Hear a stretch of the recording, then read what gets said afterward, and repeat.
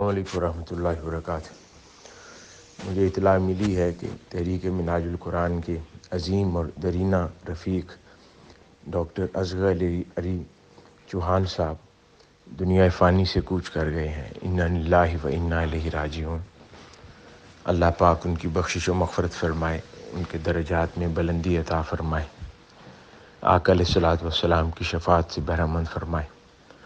اللہ پاک انہیں اپنی جوار رحمت میں جگہ عطا فرمائے اور ان کی عمر بھر کی دین کی خدمت، تحریک منہاج القرآن سے وابستگی، حضور شیخ الاسلام سے نسبت اور دیگر تمام اعمال صالحہ اور نیکیاں اللہ پاک ان کو ان کے لیے وسیلہ بخشش و مغفرت اور بلندی درجات بنائے۔